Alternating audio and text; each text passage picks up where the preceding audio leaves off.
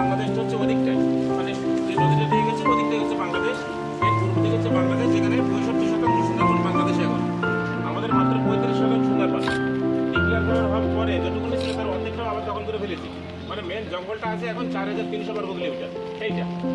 তো এটাকে দুটো ভাগে ভাগ করে, একটা হচ্ছে বায়োস্ফিয়ার রিজার্ভ, একটা হচ্ছে টাইগার রিজার্ভ, ব্যাঘ্র প্রকল্প এরিয়া।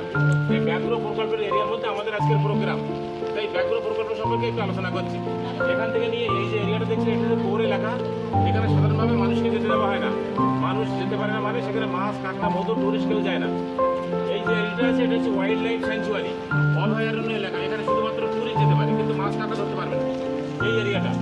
আর এই যে এরিয়াটা আছে এটা হচ্ছে বাফার জোন, এটা হচ্ছে সব থেকে গুরুত্বপূর্ণ, কারণ এখানকার প্রায় 90% মানুষ সুন্দরবনের ওপরে প্রত্যক্ষ এবং পরোক্ষভাবে নির্ভর করে।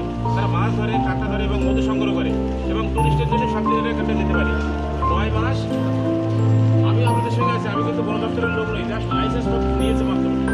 তো তেমনি করে ওরা 9 মাস এখানে মাছ কাঁকড়া ধরে, এপ্রিল মে আর জুন 3 মাস ব্রিডিং টাইম, এই 3 মাস ব্রিডিং টাইমে কিন্তু সেখানে ওরা যেতে পারবে না, আমরা যেতে পারি।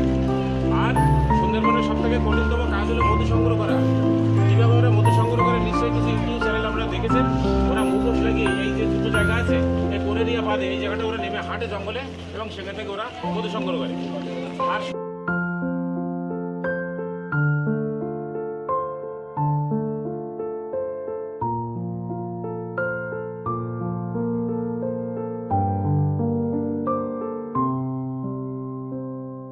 কি সুন্দর বাচ্চা, আদর আদর বাচ্চা, ভালো। বেশি দূরে না, এই সামনেও আছে নিচে না ওরা তো পায়ের কাছে আছে। ওদের সাইজ বড় না, ওইটা না সুন্দর, কোলের মধ্যে নিয়ে আসে যেন বৃষ্টি না পারে। পজিশনে বসেছে, দুইজনেরই দুই বাচ্চা, পজিশনটাও ভালো নিয়েছে, পোজ দিয়েছে ভালো। একটা বাচ্চা হইলে এরকম করে রাখা যায়, আমার মতো 3টে হইলে বুঝতি না বাবা। বাবা একটা নিচে, মা একটা নিচে আর কি। ওই আসি গেছে সবাই একটু আমি না, ওরা যাবে